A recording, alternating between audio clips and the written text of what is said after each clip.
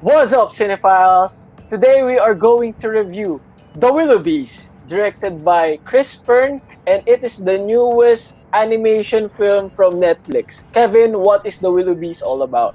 The Willoughbys are once considered a proud family, but over time they have grown to be dysfunctional because the parents of the Willoughbys have become too busy being romantically engaged with each other that they neglect their children named Tim, Jane, and the Barnabys. So they have devised this scheme to orphan themselves and sent their parents to a fake vacation stay.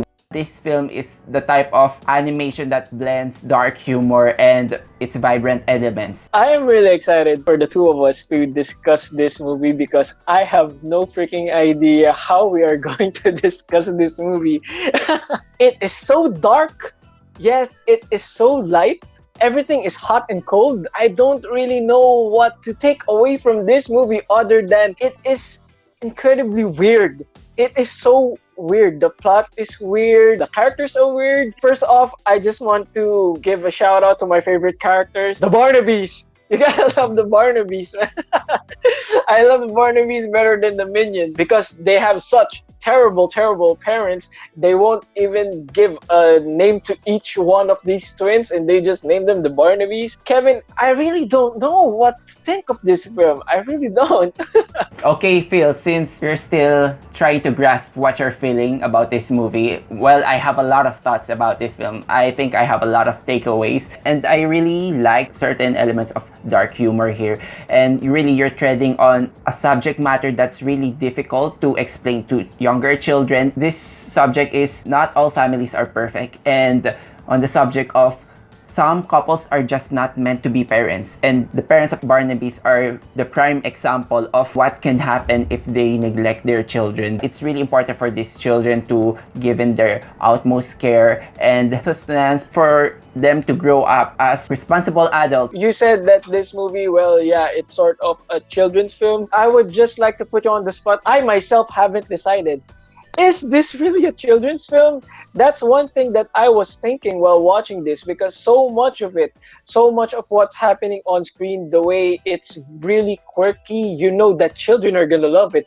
But the subject matter, children might take this the wrong way. Right? They might even get traumatized by what they're seeing because of just how terrible this family is, especially that biological parents. So I'm sorry to put you on the spot, but do you really think this is suitable for children? You know, I really get what you're saying, and I think this film mostly gets a G rating because the way it's presented, the colors, it's so vibrant, it's so elegant. It never really strays to a dark place despite these heavy themes that they're tackling about. But to answer your question, I really believe that this is the type of children film that will go on a different interpretation when you're an adult and your children. So it sounds like a double-edged sword that you're educating your child. At the same time, it might propagate false knowledge of what they are supposed to do when confronted with this situation. For the themes alone, it suits more on a PG rating.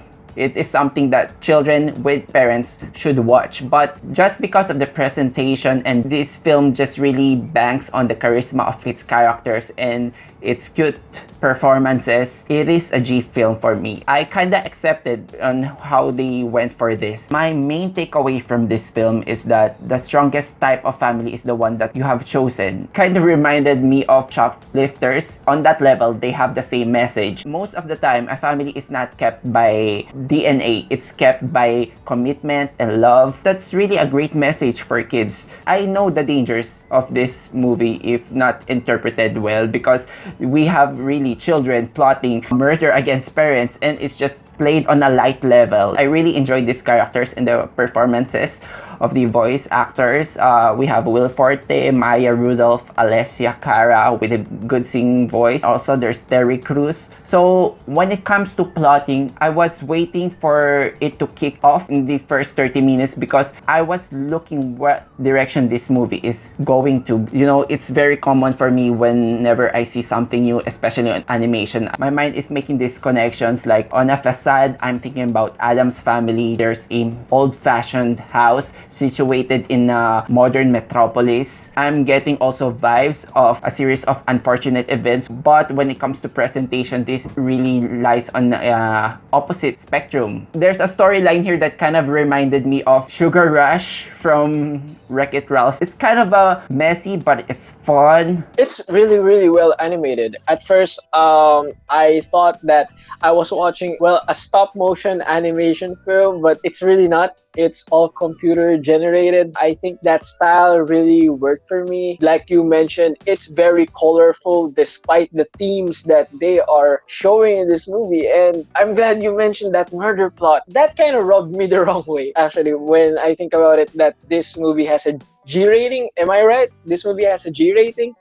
And well, let's talk about the subplots in this film. It also didn't work for me. There's something about this baby that at the beginning of this film that you thought is going to be really a significant part of this story, but it just turns out that it's just a subplot that really didn't matter much. This is me just sort of nitpicking on a children's film. Those elements didn't really stick well with me. I believe that even though a film is G-rated, that should not stop from filmmakers on delivering heavy themes. In a way, these G-rated films are a gateway for young children, for them to be able to introduce on the harsh realities of life. And in that aspect, in children's plotting murder against their parents, I felt like the film delivered it in as light and as comical as they can. There's no deliberate harm here. I mean, they did not directly try to murder their parents. They sent them off to a vacation with the hopes of them getting killed off. When it comes to individual storylines, what I like most about is the storyline of Theme. He's really on a complex situation here. He's the eldest here, so he tries to be the adult. He wants to take charge of his household because his parents are so reckless and really didn't give a care about them. They eat every other day. What kind of parent does that? This kid really undergoes through significant character development. You know, when you're young, you want it to do your way, but you realize you're not really mature enough to handle things, that you really need a supervision here. So I really like also the character here of Maya Rudolph as Linda, the nanny, because those kids are really yearning for love and care. Despite the mixed messaging of this movie, my main takeaway, and I hope kids will take to, is that, as I've said earlier, about the concept of family being stronger than having a shared DNA. I agree when it comes to the baby subplot. It felt like the baby is going to be a main character here, but it felt like a plot device that it took its time before impacting the narrative. When it comes to favorite characters, apart from the mechanical geniuses of the Barnabys, I also like the narrator. He's voiced by Ricky Gervais, the tabby cat, who's really sarcastic. There's a certain offbeat charm here that really appealed to me. Well, this movie has been very funny going for it. So despite all those mixed messagings, I still had an enjoyable watch. Every few minutes, I was laughing my ass off because of all the silly things that are happening on screen. And if I am going to conclude now, while those mixed messagings really rubbed me the wrong way, it's still very beautifully animated. It's a very fun watch if you want to have a good time, if you want to laugh. This movie is gonna give that to you. I still question that G rating. I think that this should have been PG. Overall, I'm going to give this movie 3 out of 5 stars. This movie is something new for me because I am not really well versed when it comes to the animation outside from Pixar and DreamWorks. This film didn't really reach the heights when it comes to giving the emotional punch and the emotional rush needed comparing it to Pixar or DreamWorks. I just like that this movie didn't go in a direction that very formulaic for when it comes to family films, and I kind of appreciate the eccentric characters and the way they framed this story. The character designs here were actually made by the same person who did the character designs for the animated Addams Family. I really respect that this one has a distinct style of animation and it's overall offbeat, and for me this film really pulled it off, so I'm gonna give it a 4 out of 5 stars. And that's it for our review of The Willoughbys.